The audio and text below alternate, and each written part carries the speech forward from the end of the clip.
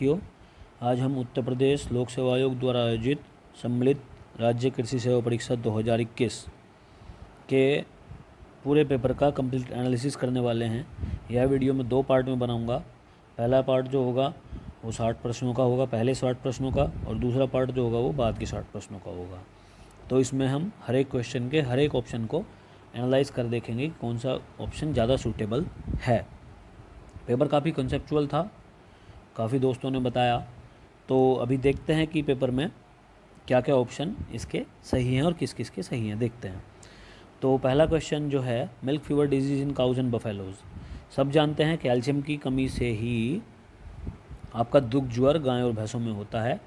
Protein की deficiency जो होता है वो होता है वेट लॉस, और वेट लॉस के बाद इसमें अगला एक और जो बीमारी आती है वो आती है प्रोडक्शन की कमी या उत्पादन में कमी, मसल डेवलपमेंट कम हो जाती हैं।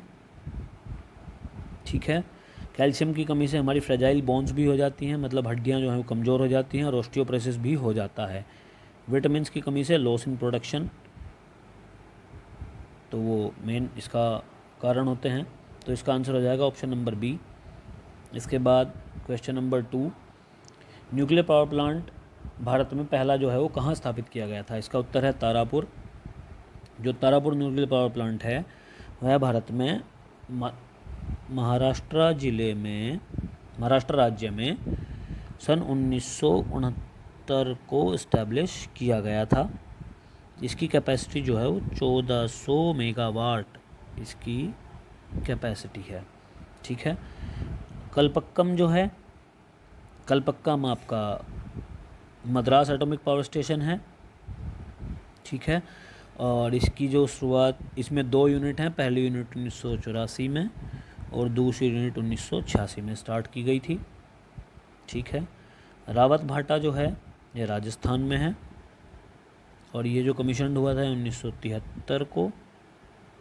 और इसके बाद इसमें जो है वो 1080 मेगावाट यूनिट बिजली का उत्पादन करता है। इसके बाद है नरोरा। नरोरा उत्तर प्रदेश का परमाणु ऊर्जा संयंत्र है और उत्तर प्रदेश के बुलंदशहर ज़िले में है, और इसकी जो स्थापना की गई थी वो 1991 में की गई थी। इसके बाद अगले क्वेश्चन पे चलते हैं। और क्वेश्चन नंबर 3, इसका आंसर जो आया था वो 109.9 आया था, मतलब 109.89 आया था, जो कि 109.9 के काफ़ी करीब है। तो अगला क्वेश्चन है हमारा, national environmental engineering research institute ये कहाँ पे सिचुएटेड है, इसका मुख्यालय कहाँ पर है।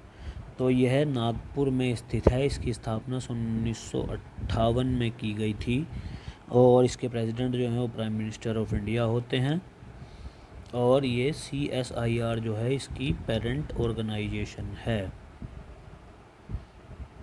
अगले क्वेश्चन पे चलते हैं, गिनी कोफिशिएंट। गिनी कोफिशिएंट एक स्टैटिस्टिकल मेजर है जो कि इनकम इनइक्वालिटी को एनालाइज करने के काम आता है। आय असमानता को निर्धारित करने के काम आता है गिनी गुणांक। अगला क्वेश्चन है कि इनमें से कौन सी डिस्ट्रिक्ट उत्तराखंड, हरियाणा और हिमाचल प्रदेश की सीमा से मिलती है। इसका आंसर सभी ने लगा दिया होगा, इसका है आंसर सहारनपुर। अगले क्वेश्चन पे चलते हैं कि WHO ने यूनाइटेड किंगडम के कोरोना वायरस के वेरिएंट को या कोरोना वायरस के संस्करण को क्या नाम दिया था। WHO ने, ठीक है, WHO ने इसको नाम दिया था alpha variant of corona virus. Beta variant दिया था अफ्रीका के वेरिएंट को, गामा दिया था ब्राज़ील के वेरिएंट को, और डेल्टा दिया था इंडिया के वेरिएंट को। अगला क्वेश्चन, इनमें से कौन मृदाक्षरण का कारक नहीं है, कौन सॉइल इरोजन का एजेंट नहीं है। तो विंड भी है, वाटर भी है, डिफॉरेस्टेशन भी है। जो डेजर्टिफिकेशन है यह नहीं है, और यही हमारा उत्तर हो जाएगा, मतलब मरुस्थलीकरण नहीं है इसका आंसर, मतलब मरुस्थलीकरण इसका आंसर है। इसके बाद अगला क्वेश्चन है कि इनमें से एक जिला एक उत्पाद या वन डिस्ट्रिक्ट वन प्रोडक्ट में कौन सा जिला लकड़ी के खिलौने बनाने के लिए चयनित किया गया है? इसका आंसर है चित्रकूट। जी, चित्रकूट जो है वो लकड़ी के खिलौने बनाने के लिए एक जिला एक उत्पाद में चयनित किया गया है। कुछ लोग सोच रहे थे कि सहारनपुर, क्योंकि सहारनपुर में लकड़ी का काम काफ़ी होता है, लेकिन सहारनपुर को जो दिया गया है वो वुड क्राफ्ट को इसका दिया गया है, लकड़ी का सामान बनाने को। इसके बाद वाराणसी जो है वो बनारसी सिल्क साड़ी। इसके बाद बांदा जो है सजर पत्थर शिल्प, सजर स्टोन क्राफ्ट को बांदा के लिए चुना गया है। इसके बाद अगला क्वेश्चन देख लेते हैं कि चीन के फर्स्ट मार्स रोवर, चीन के पहले मंगल मिशन जो हैं उसमें जो रोवर था उसका नाम क्या था? चीन ने मई 2021 में अपना तियानवेन-1 नाम का एक मंगल मिशन भेजा था, जिसमें कि एक रोवर, एक ऑर्बिटर और एक लैंडर था। तो इनका जो इसमें रोवर था उसका नाम था जहारोंग या झुरोंग जो है ये इसके रोवर का नाम था। क्वेश्चन नंबर 11 का आंसर 17 ऑप्शन नंबर ए है, जो कि ये जो बाहर वाले जो इसमें नंबर दिए हुए हैं ये सब 2, 4, 3 और 5 के स्क्वायर हैं और इन सब का जोड़ 14। ऐसे ही अगर हम इन बाहर वालों के जो स्क्वायर्स हैं उनको जोड़ देंगे तो इनका जो आंसर आ जाएगा वो आ जाएगा 17। इसके बाद अगला क्वेश्चन है कि इनमें से कौन सही सुमेलित नहीं है? कुछ राज्य दिए हुए हैं और इनके संस्थापक दिए हुए हैं, स्टेट और उनके फाउंडर। तो रोहिलखंड जो एरिया है ये बरेली, इसकी कैपिटल थी, तो बरेली वाला एरिया। इसके बाद मुरादाबाद वाला एरिया और रामपुर वाला एरिया इसमें आते हैं। इसका जो फाउंडर था वो था दाऊद खान और ये अफ़गान थे, इन्हें पश्तून भी कहते थे और पठान भी कहते थे। ठीक है, तो यही जो है यही सुमेलित नहीं है और यही इसका आंसर है। अवध जो है, अवध लखनऊ हरदोई डिस्ट्रिक्ट को छोड़कर, लखनऊ इसकी कैपिटल थी। इसके बाद आपका इलाहाबाद, अयोध्या और देवीपाटन ये एरिया इसमें आता था। इसकी स्थापना सादत खान या बुरहान उल मुल्क ने की थी, बिल्कुल सही है। इसके बाद हैदराबाद जो है वो चिनक्लिच खान ने इसकी स्थापना की थी। इसका दूसरा नाम निजामुल मुल्क या आसफ जहां फर्स्ट भी इसको कहा जाता था। ठीक है, और ये फर्स्ट निज़ाम ऑफ हैदराबाद का पहला निज़ाम था। बंगाल की बात करें तो बंगाल जो है वो इसमें आता था आपका वेस्ट बंगाल के बाद इसमें आता था आपका बांग्लादेश, जो आज बांग्लादेश है वो, और आसाम, ये एरिया इसमें आते थे और इसकी स्थापना मुर्शिद कुली खान ने की थी। इसके बाद तो इसका आंसर हो जाएगा ऑप्शन नंबर ए। इसके बाद चलते हैं क्वेश्चन नंबर 13 पे कि 2020-21 में इंडिया का सबसे ज़्यादा एग्रीकल्चर एक्सपोर्ट किस देश के साथ रहा? इसका आंसर है इंडोनेशिया। अगले क्वेश्चन पे चलते हैं। इटली ने अपना पहला फूड मेगा पार्क भारत के किस राज्य में स्थापित किया? यह है जून 2021 का करंट का क्वेश्चन है। तो यह जो इस्टाब्लिश किया है यह फणीधर गुजरात में किया है, मेहसाणा डिस्ट्रिक्ट में। मेहसाणा डिस्ट्रिक्ट जो है गुजरात की, उसमें इटली ने अपना पहला फूड मेगा पार्क इस्टेब्लिश किया है। अगला क्वेश्चन है who among the following started Indian social reformer in 1890? 1890 में किसने इंडियन सोशल रिफॉर्मर स्टार्ट किया था? इंडियन सोशल रिफॉर्मर जो था एक वीकली पीरियोडिकल था जो साप्ताहिक प्रकाशित होता था। ये एडिटेड और पब्लिश जो किया था वो किया था कामाक्षी नटराजन ने, मतलब इसका हो जाएगा ऑप्शन नंबर डी। जो कामाक्षी नटराजन है ये बॉम्बे में इन्होंने इसका काम स्टार्ट किया था। ईश्वर चंद विद्यासागर बंगाल से जुड़े हुए थे। इन्होंने बंगाल रेनेसेंस किया था, मतलब बंगाल का पुनर्जागरण में इन्होंने अपना काम किया था, और विडो रीमैरिज में भी इन्होंने अपनी महत्वपूर्ण भूमिका निभाई थी। इसके बाद की वीरेशलिंगम, जो के वीरेशलिंगम है, इनका पूरा नाम था कुंदुकरण वीरेशलिंगम पुंतुला। ये मद्रास प्रेसिडेंसी से थे और ये वहाँ के सोशल रिफॉर्मर वर्कर थे। इनको फादर ऑफ तेलुगु रिनेसेंस भी कहा जाता है। फादर ऑफ तेलुगु रिनेसेंस या तेलुगु पुनर्जागरण का पिता भी इनको कहा जाता है। MG रानाडे जी, जस्टिस रानाडे के नाम से इनको जानते थे। महादेव गोविंद रानाडे इनका पूरा नाम था। महादेव गोविंद रानाडे इनका पूरा नाम था और ये को फाउंडर थे इंडियन नेशनल कांग्रेस के को फाउंडर थे। तो इसमें आंसर जो आ जाएगा वो हमारा ऑप्शन नंबर डी हो जाएगा जी। अगले क्वेश्चन पे चलते हैं। इसका आंसर जो है वो -3.2 कैलकुलेट करके देख लेना। इसके बाद अगले क्वेश्चन पे चलते हैं कि इनमें से कौन सा ज़िला है उत्तर प्रदेश का जिसमें मॉडर्न कोच फैक्ट्री इस्टेब्लिश की जा रही है। यह है रायबरेली जी। रायबरेली में modern railway coach factory establish की जा रही है। रायबरेली में हम देखें तो वुडवर्क, लकड़ी के काम को इसमें 1 डिस्ट्रिक्ट 1 प्लान में जोड़ा गया है। मेरठ में स्पोर्ट्स गुड्स, आप जानते हो कि मेरठ मशहूर है स्पोर्ट्स गुड्स के लिए। रामपुर जो है जरी या जरदोजी के काम के लिए, ठीक। और अमेठी जो है वो मूंज प्रोडक्ट के लिए, अमेठी को मूंज प्रोडक्ट के लिए 1 डिस्ट्रिक्ट 1 प्लान में सेलेक्ट किया गया है। अगला क्वेश्चन देखते हैं कि इनमें से कौन से डिस्ट्रिक्ट का हेडक्वार्टर कहाँ पर है। तो इसमें कौन करेक्टली मैच नहीं है। अम्बेडकर नगर का अकबरपुर है, कानपुर देहात का अकबरपुर माटी है। कानपुर देहात का जो है वह अकबरपुर माटी है। संत कबीर नगर का खलीलाबाद और अमेठी का गौरीगंज है। तो अम्बेडकर नगर में अगर हम देखते हैं तो टेक्सटाइल प्रोडक्ट जो है उनको 1 डिस्ट्रिक्ट 1 प्लान के अंतर्गत, कानपुर देहात को एल्यूमिनियम के बर्तन बनाने को, कानपुर सिटी चमड़ा उद्योग के लिए, संत कबीर नगर आपका ब्रासवेयर पीतल के कारीगरी के लिए, जबकि मुरादाबाद जो है वो मेटल क्राफ्ट के लिए किया गया है, क्योंकि मुरादाबाद में पीतल का काफ़ी काम होता है, पीतल नगरी के नाम से जाना जाता था, लेकिन मुरादाबाद जो है मेटल क्राफ्ट के लिए। आपका अमेठी जो है, अमेठी मूंज प्रोडक्ट के लिए, अभी हमने पहले भी क्वेश्चन में डिस्कस किया था कि अमेठी मूंज प्रोडक्ट के लिए चुना गया है। तो अगले क्वेश्चन पे चलते हैं। नोवाक जोकोविच और स्टेफानोस सित्सिपास जो हैं ये कहाँ के प्लेयर हैं।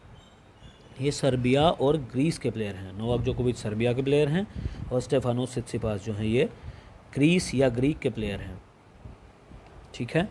और अगर हम बात करें जो नोवाक जोकोविच हैं, इन्होंने सन 2020, सन 2019 और सन 2021 का ऑस्ट्रेलियन ओपन,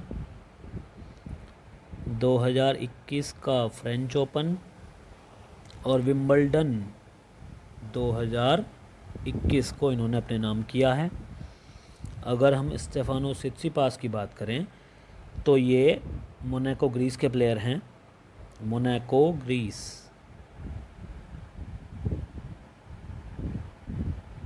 मोनाको के प्लेयर हैं। ये ऑस्ट्रेलियन ओपन में 2021 में सेमीफाइनल में गए थे और फ्रेंच ओपन में फाइनल में गए थे, जिसमें इन्होंने नोवाक जोकोविच का सामना किया था। अगले क्वेश्चन पे चलते हैं। Which one of the following is not an insect. इनमें से कौन इंसेक्ट नहीं है। सब जानते हैं कि स्पाइडर जो है, मकड़ी जो है वो एक इंसेक्ट नहीं है। बाकी इसमें तितली, मच्छर और तिलचट्टा सब इंसेक्ट हैं। बटरफ्लाई, मॉस्किटो, कॉकरोच सब इंसेक्ट हैं। स्पाइडर जो है वो अरेक्निडा में आती है।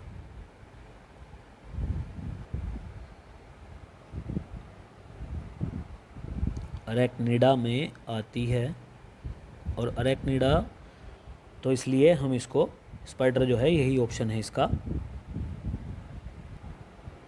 अगले क्वेश्चन पे चलते हैं कि भारतीय संविधान का 100वां संशोधन किससे संबंधित है। 100th amendment of Indian constitution is related to. इसका आंसर हो जाएगा land boundary agreement with Bangladesh, Bangladesh के साथ भूमि सीमा समझौता से। ये हुआ था हमारा कॉन्स्टिट्यूशनल अमेंडमेंट नंबर 100। जीएसटी जो था वो 101, रिजर्वेशन ऑन इकोनॉमिक बेसिस 103 और national commission on backward classes जो है ये हुआ था कॉन्स्टिट्यूशनल अमेंडमेंट नंबर 102।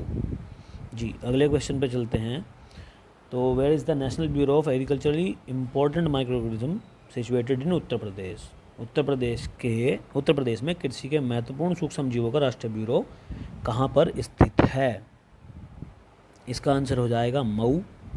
मऊ में एक और संस्थान स्थित है जो है Indian institute of seed sciences. ठीक है, इसमें अगला ऑप्शन हमारा जो गाज़ियाबाद है, अगर हम गाज़ियाबाद को देखें तो गाज़ियाबाद में आता है national institute of organic farming. ठीक है, वाराणसी में आता है Indian institute of vegetable science, सब जानते हैं, और national seed research and training centre, national seed research and training centre. तो ये आता है वाराणसी में, तो इसका आंसर हो जाएगा मऊ। अगले क्वेश्चन पे चलते हैं। क्रिकेटर सुरेश रैना ने अपनी ऑटोबायोग्राफी 2021 में जो पब्लिश की है उसका नाम क्या है? उसका नाम है बिलीव। अगले क्वेश्चन पे चलते हैं कि which one of the following is not an example of non cellulosic fibre? गैर सेलुलोसी रेशे का उदाहरण क्या है? अगर हम इस क्वेश्चन को देखें तो इसमें नायलॉन जो है यह इसका आंसर है, और नॉन सेलुलोसिक फाइबर में जो आते हैं वो है नायलॉन, ओलिफिन, इसके बाद आता है एक्रेलिक और पॉलिस्टर और स्पेंडेक्स। ये सब जो हैं नॉन सेलुलोसिक फाइबर के उदाहरण हैं। अगला जो क्वेश्चन है क्वेश्चन नंबर 25 कि number of seat reserved for members of Anglo Indian community in Lok Sabha. इसका उत्तर सभी जानते हैं, दो सीटें जो हैं भारतीय एंग्लो समुदाय के लिए के सदस्यों के लिए आरक्षित हैं लोकसभा में। इसके बाद अगला क्वेश्चन है संतरे का उत्पादन किस जिले में सर्वाधिक होता है? जी सहारनपुर में संतरे का उत्पादन सर्वाधिक होता है। ठीक है, इसके बाद हम चलते हैं अगले क्वेश्चन पे कि रॉकेट किस प्रिंसिपल पर वर्क करता है? रॉकेट निम्नलिखित में किस सिद्धांत पर कार्य करता है? इसका है मोमेंटम कंजर्वेशन या संवेग संरक्षण, law of conservation of linear momentum, इसको हम बोलते हैं law of conservation of linear momentum. ठीक है, अगला जो क्वेश्चन है इसमें मिसिंग सीरीज जो है उसको ढूंढना था, तो इसका आंसर हो जाएगा डी 7/13। इसके बाद महाजनपदों के पीरियड को अगर हम देखें तो उसमें बुद्धिस्ट लिटरेचर के हिसाब से तो उसमें कौन सा राजवंश था जिसने अवंती पर शासन किया था? अवंती पर शासन किया था आपका प्रद्योत डायनेस्टी ने। जी प्रद्योत राजकुल या प्रद्योत ने, जो प्रद्योत थे उन्होंने अवंती पर शासन किया था। इन्होंने मगध पर भी शासन किया था उस वक्त। ठीक है, और इनका जो टाइम था वो 682 से 544 BC इनका टाइम था। इक्ष्वाकु जो थे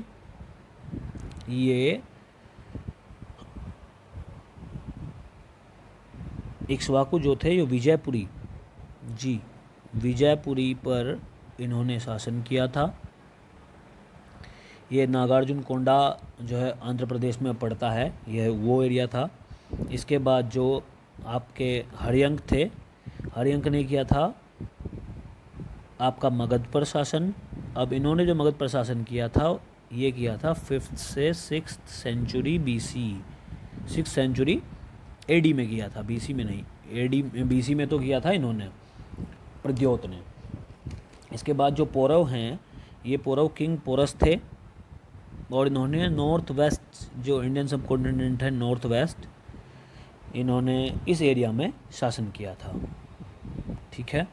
इसके बाद अगला क्वेश्चन है कि नीति आयोग जो है उसके 7 पिलर्स हैं, जो 7 स्तंभ हैं, उसमें से जो ऑप्शन दिए हुए हैं इनमें कौन सा नीति आयोग के 7 पिलर में नहीं है। आपको मैं बता दूं कि नीति आयोग के 7 पिलर हैं। पहला जो है वो है प्रो पीपल, सबसे पहला प्रो पीपल है। इसके बाद दूसरा है प्रो एक्टिविटी, तीसरा है पार्टिसिपेशन, चौथा है एम्पावरिंग, पांचवा है इंक्लूजन ऑफ ऑल,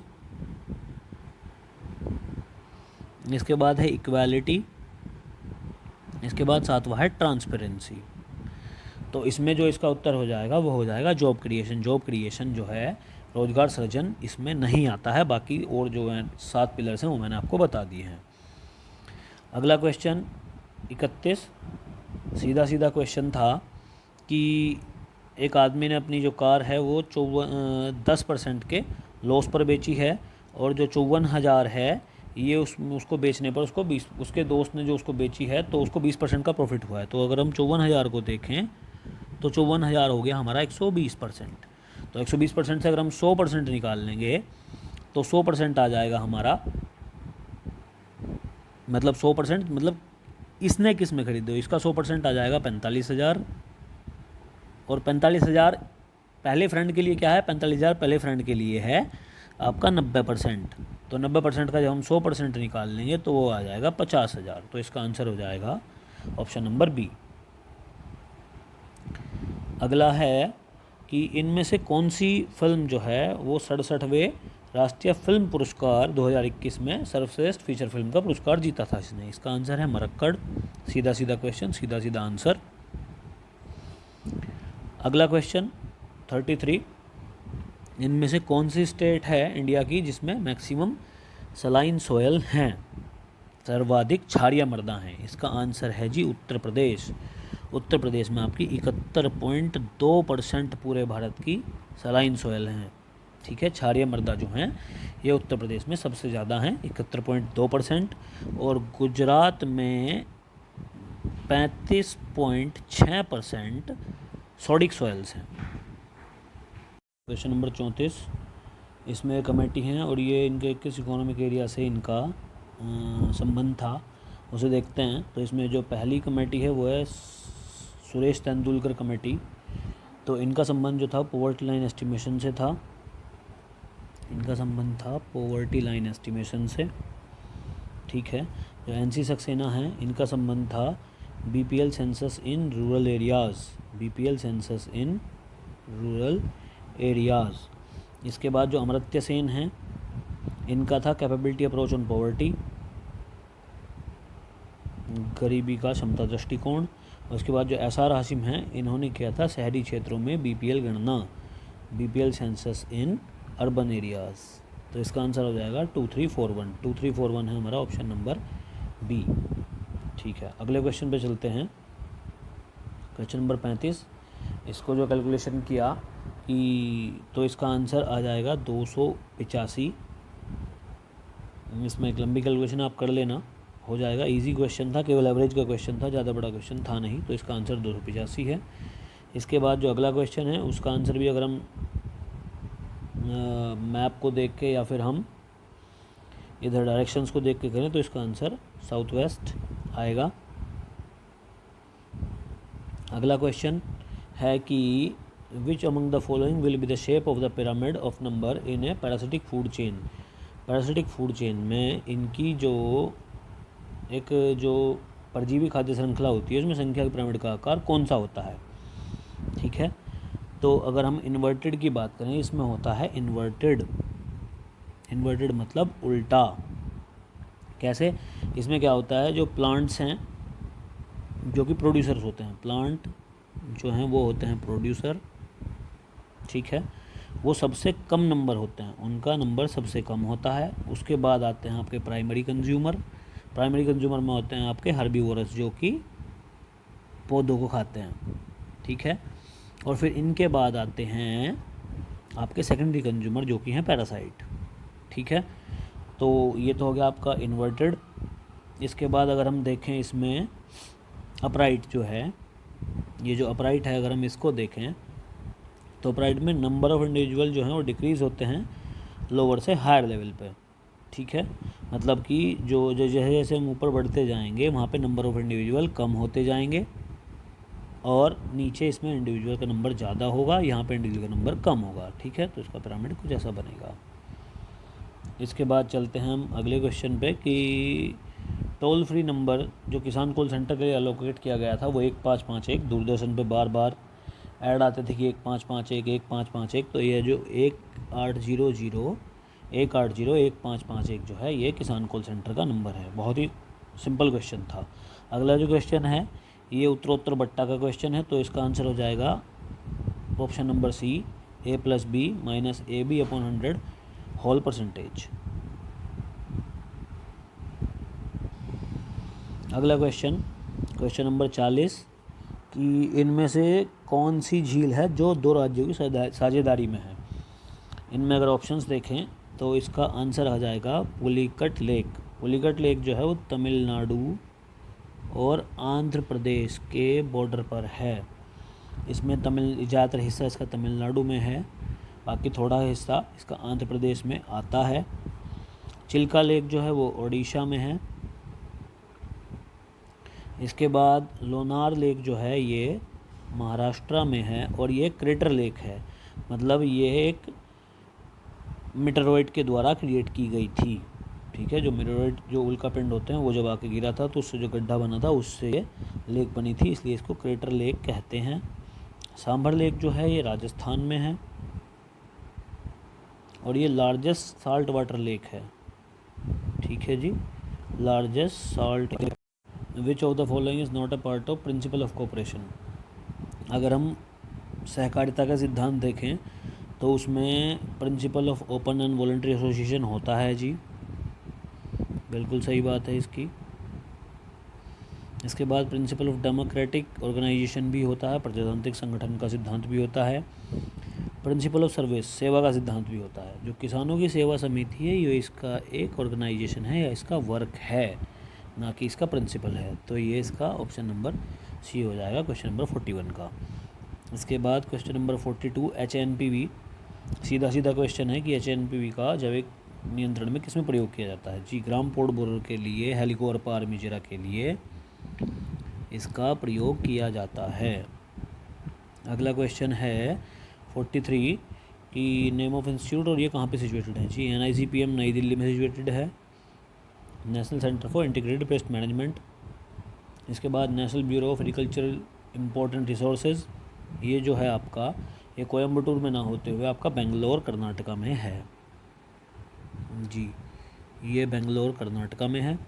इसके बाद DPPQS Faridabad, directorate of plant protection quarantine storage, ये फरीदाबाद में है। और NIPHM national institute of plant health management, ये आपका हैदराबाद तेलंगाना में है। तो इसका आंसर हो जाएगा ऑप्शन नंबर बी। अगले क्वेश्चन पे चलते हैं, question number 44 charcoal rot sugarcane में मैक्रोफोमिना फेजुलिना के द्वारा लगती है, कई बार रिपोर्टेड हो चुका है। और ये आपकी सोयाबीन में भी लगती है। ठीक है, ब्लैक रस्ट वीट की फेमस डिजीज़ है, कहीं कहीं बाड़ले में रिपोर्टेड है, कुछ रिसर्च पेपर हैं, लेकिन पॉपुलर डिजीज़ ये वीट की है। ठीक है, तो ये जो है गलत है, यही हमें देखना था कि कौन इसमें गलत है। तो ऑप्शन नंबर बी हमारा आंसर हो जाएगा। इसके बाद बैक्टीरियल ब्लाइट ऑफ पैडी, ये आपकी ज़ैंथोमोनास ओराइजी PV ओराइजी से लगती है, ये पैडी में लगती है जी। इसमें इसका एक और मेन चीज़ है, इसमें कहते हैं कृषक फेज़ जो आता है ये बैक्टीरियल ब्लाइट ऑफ पैडी का एक कैरेक्टरिस्टिक फीचर है। इसके बाद sterility mosaic of pigeon pea, ये pigeon pea sterility mosaic virus या पिजन पी मोज़ैक वायरस से लगती है। और ये सिंगल स्ट्रैंडेड RNA इसमें होता है। इडियोफाइड माइट के द्वारा इसका ट्रांसमिशन होता है। ठीक है, और इडियोफाइड माइट का नाम है जो हमारा साइंटिफिक नेम है वो है एसेरिया कैजेनाई। ठीक है जी, अगले क्वेश्चन पे चलते हैं, क्वेश्चन नंबर 45 कि कि जो ऑडियोएड हैं वो देखनी है कि इसमें ऑडियोएड कौन सी है, मतलब श्रव्य साधन कौन सा है। पब्लिक एड्रेस सिस्टम को ही हम सुन सकते हैं, ड्रामा को हम देखते हैं, स्लाइड शो को हम देखते हैं, पपेट को हम देखते हैं, पपेट शो को हम देखते हैं। जो जन संबोधन प्रणाली या पब्लिक एड्रेस सिस्टम है इसको हम सुनते हैं। तो इसने पूछा कि ऑडियोएड कौन सी है, तो ये श्रव्य साधन जो है यह है पब्लिक एड्रेस सिस्टम। इसके बाद न्यूट्रीपोनिक्स क्या है? न्यूट्रीपोनिक्स जो है कल्टीवेशन इन न्यूट्रिएंट्स, पौधों का न्यूट्रिएंट्स में उगाना ही न्यूट्रीपोनिक्स कहलाता है। वाटर में जो होता है वो हाइड्रोपोनिक्स होता है। इसके बाद क्वेश्चन नंबर 47, काफ़ी अच्छा क्वेश्चन। जो रत्ना और अल्फांसो जो सिंधु है, ये वैरायटी जो है किस किस का क्रॉस है? ये रत्ना और अल्फांसो का क्रॉस है, इससे बनती है सिंधु। इसे हम याद करते हैं RAS से, ठीक है। और जो नीलम और दशहरी, जो ऑप्शन नंबर, तो हमारा आंसर जो हो जाएगा वो हो जाएगा सी। जो नीलम और दशहरी हैं इनसे बनती है हमारी मल्लिका। मल्लिका वैरायटी जो है वो नीलम और दशहरी के क्रॉस से बनती है। तो इसके बाद क्वेश्चन नंबर 48, असर्शंस और रीज़न दे रखे हैं। असर्शन बताया है कि insect resistant transgenic cotton varieties has been produced by transferring the cry gene. जी बिल्कुल सही बात है। जो ट्रांसजेनिक वैरायटी हैं कॉटन की, इनको जो विकसित किया गया है वो क्राइजीन स्थानांतरित करके किया गया है। क्राइजीन जो आया है वो हमारा बैक्टीरियम से आया है। बैक्टीरियम हमारा बैसिलस थुरिंजियंसिस। जी ये भी बिल्कुल सही है, लेकिन ये इसका कारण नहीं है। कारण बताया है इन्होंने रेजिस्टेंस, जो रेजिस्टेंस डेवलप की गई है, insect resistant transgenic cotton develop की गई, इसका कारण क्या है? कारण है इसमें कि ये मतलब ये रेजिस्टेंस किस तरह देता है। तो ये रेजिस्टेंस देने का उन्होंने कुछ बताया नहीं है, केवल ये बता दिया क्राइजीन जो है वो बैक्टीरियम से आया है, लेकिन क्राइजीन कहाँ से देता है वो नहीं बताया है इन्होंने, मतलब किस तरह से इसमें रेजिस्टेंस देता है। तो मेरे हिसाब से इसका आंसर हो जाना चाहिए ऑप्शन नंबर बी, कि दोनों सही हैं, लेकिन जो रीज़न है वो असर्शन का सही एक्सप्लेनेशन नहीं है। इसके बाद चलते हैं क्वेश्चन नंबर 49 पे। जी 49 पे हम चलते हैं। तो 49 जो है इन्होंने पूछा है कि डबल क्रॉस हाइब्रिड जो है मैंगो की वो कौन सी है? आम की डबल क्रॉस संकर प्रजाति कौन सी है? इसका आंसर है अर्का सुप्रभात। जो अर्का सुप्रभात है वो आपकी दो वैरायटियों से, मतलब दो क्रॉस वैरायटियों से बनी है। एक है आम्रपाली, आम्रपाली का क्रॉस हुआ है अर्का अनमोल से, ठीक है। आम्रपाली जो है ये खुद एक क्रॉस है दशहरी और नीलम का, दशहरी और नीलम का। और जो अर्का अनमोल है ये आपका क्रॉस है आपका अल्फांसो और जनार्दन पसंद का, अल्फांसो और जनार्दन पसंद का क्रॉस है। तो इनके क्रॉस से आम्रपाली और अर्का अनमोल बने, फिर उनके क्रॉस से बनी अर्का सुप्रभात। जी अगले क्वेश्चन में चलते हैं। जो वर्टिकल सेक्शन है सोयल का वो क्या कहलाता है? सबसे बेसिक, सबसे हल्का क्वेश्चन, मृदा रूपरेखा या सोयल प्रोफाइल कहलाता है, ठीक है जी। इसके बाद question number 51, consider the following statement. इसमें क्या है कि पैडी क्रॉप में फर्टिलाइजर एप्लीकेशन जो है कहाँ डायरेक्ट करते हैं, कहाँ पे निर्धारित किया जाता है? रिड्यूस जोन या अपचयित क्षेत्र में किया जाता है, ऑक्सीडाइज जोन या सरफेस पर नहीं करते हैं। तो इसलिए इसका आंसर हो जाएगा only 2 is correct, option number B. इसके बाद चलते हैं क्वेश्चन नंबर 52। ये कुछ वैरायटी दी हुई हैं फ्रूट्स की और इधर फ्रूट्स के नाम दिए हुए हैं। इनमें मुझे तो नहीं मिला है कोई। हाथी झूल जो है वो आम की वैरायटी है, ये पता है। बाकी इसके अलावा और वैरायटी जो है वो नहीं पता है। किसी भाई को, किसी साथी को पता हो तो कृपया कमेंट बॉक्स में लिख दें कि कौन वैरायटी किसकी है और इसका क्या आंसर होगा। इसके बाद चलते हैं क्वेश्चन नंबर 53। इसमें जो अगर हम देखें कि कौन सी टर्म या थ्योरी किस साइंटिस्ट ने दी थी, सबसे इजी क्वेश्चन, बहुत हल्का आंसर क्वेश्चन था कि जेनेटिक्स जो है वो ग्रेगर जॉन मेंडेल ने दी थी। इसके हिसाब से अगर हम ऑप्शन देख लें तो ऑप्शन नंबर सी में ए का आंसर 2 आ रहा है, बाकी किसी में नहीं है। तो इसके हिसाब से भी हम आंसर लगा सकते हैं। Theory of inheritance they the Morgan ने, म्यूटेशन दे दिया आपके डब्ल्यू बैटेसन ने, और जेनेटिक्स जीन्स इन क्रोमोसोम दे दिया आपकी होको डी वरीज ने। तो इसका आंसर हो जाएगा ऑप्शन नंबर सी। इसके बाद क्वेश्चन नंबर 54 में इन्होंने कहा है कि मक्का एक C4 पौधा है। हाँ जी बिल्कुल है, मेज इज C4 प्लांट, बिल्कुल सही बात है। क्रैंज एनाटॉमी जो है C4 प्लांट में पाई जाती है। हाँ जी ये बात बिल्कुल सही है कि क्रैंज एनाटॉमी जो है वो C4 प्लांट में पाई जाती है, C4 पौधों में पाई जाती है। Photo respiration does not occur in C3 plant, ये बिल्कुल गलत बात कह दी भाई इन्होंने। जो फोटो रेस्पिरेशन है वो C4 प्लांट में नहीं होता है, C3 प्लांट में होता है, इसलिए 1 और 2 इज़ जो 1 एंड 2 है वही सही हैं और इसका ऑप्शन नंबर डी इसका आंसर है। क्वेश्चन नंबर 55 की अगर हम बात करते हैं कि इन्होंने कहा है the rate expressed as a depth in centimeter of water out from a given area in 24 hours is called. 24 घंटे में जितने गहराई पानी निकल जाता है भूमि से उसे क्या कहते हैं? उसे कहते हैं ड्रेनेज कोफिशिएंट। जल निकास गुणांक किसको कहते हैं? मतलब कितना पानी ड्रेन हो जा रहा है तो वही ड्रेनेज कोफिशिएंट है। इसके बाद आ रहा है क्वेश्चन नंबर 56। पूछा है कि male sterility hybrid seed production में यूज़ होती है। क्यों यूज़ होती है जी? क्योंकि ये एक मीन्स है जेनेटिक इमैस्कुलेशन का। इसमें हमें फिर इमैस्कुलेशन नहीं करना पड़ता है, ठीक है, जो मेल पार्ट है उसको काट के नहीं निकालना पड़ता है, तो इसलिए यह अनुवांशिकी विपुंसन का एक साधन है। इसके बाद 57 क्वेश्चन काफ़ी कॉन्सेप्चुअल क्वेश्चन था। तो इसका जो आंसर है कि बेबी कॉर्न हार्वेस्ट होती है किस स्टेज पे? जो बेबी कॉर्न है वो 2 to 3 डेज़ आफ्टर सिल्क निकलने के 2-3 बाद ही बेबी कॉर्न की तुड़ाई कर ली जाती है। कुछ भाई कुछ दोस्त मिल्क स्टेज भी लगा के आए थे, लेकिन यह इसका आंसर नहीं है। इसके बाद चलते हैं question number 58। Which of the following is not a kharif season weed? Chenopodium album जो है वो रबी सीजन वीड है। बथुआ, एमरैंथस विरिडिस, इकाइनोक्लोआ कोलोनम और कोमेलिना बेंगालेंसिस सब खरीफ सीजन के वीड हैं, ठीक है। इसके बाद 59 इसमें पूछा है कि farm planning and optimum resource के हिसाब से इनको आप एक कम से ज़्यादा के क्रम में, सेलर्स के नंबर को कम से ज़्यादा क्रम में इनकी व्यवस्था करिए। तो इसमें अगर हम देखें मोनोपोली क्या है, उसमें एक सेलर होता है, बहुत सारे बायर होते हैं। ओलिगोपोली क्या है? ओलिगोपोली में कुछ थोड़े ज़्यादा मतलब फ्यू नंबर्स ऑफ सेलर होते हैं, not many number of sellers, ठीक है। तो यहाँ पे स्मॉल नंबर ऑफ सेलर्स होते हैं। इसके बाद मोनोपोलिस्टिक कंपटीशन में भी क्या होता है? मोनोपोलिस्टिक कंपटीशन होता है कि मैनी फर्म होती हैं वहाँ पे और वे सिमिलर सर्विसेज प्रोवाइड कराती हैं, पर उनमें परफेक्ट कंपटीशन या परफेक्ट सब्स्टिट्यूट नहीं होता है। और जो परफेक्ट कंपटीशन है इसमें बहुत सारे सेलर्स और बहुत सारे बायर्स होते हैं, ठीक है। और ये आपका आजकल ऑनलाइन मार्केटिंग जो चलती है उसमें, एग्रीकल्चर प्रोडक्ट्स हैं उनमें, इन सब में परफेक्ट कंपटीशन। तो इसका आंसर हो जाएगा पहले 4, फिर 3, फिर 1 और फिर 2, ठीक। तो इसके बाद अगला क्वेश्चन देखेंगे हम, question number 60। Micro water shade has an area of. Micro water shade का एरिया क्या होता है? ये क्वेश्चन मुझे थोड़ा कॉन्ट्राडिक्टरी लगा है, क्योंकि इसमें जो है इसके जो आंसर है मैं आपको बताता हूँ मैं कि कौन कौन सा वाटर शेड क्या क्या कहा जाता है। इसमें होती है 5 प्रकार के वाटर शेड। एक होती है मैक्रो वाटर शेड। जो मैक्रो वाटर शेड है वो होती है ग्रेटर देन 50,000 हेक्टेयर एरिया की। इसके बाद आती है आपकी सब water shade.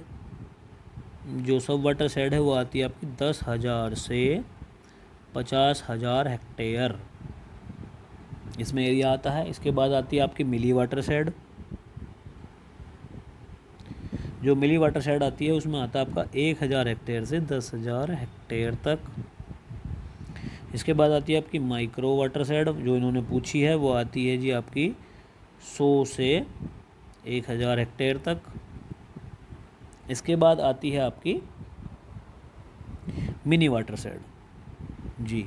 Mini water shade जो है वो 1 से 100 हेक्टेयर तक होती है। अब इसमें जो आंसर है, इसमें ऐसा कोई ऑप्शन इन्होंने दिया ही नहीं है, तो इसलिए मुझे क्वेश्चन जो है कॉन्ट्रैक्टरी लगता है। अभी ये आपके 60 क्वेश्चंस हो गए हैं। अगले पार्ट में हम अगले 60 क्वेश्चंस को डिस्कस करेंगे।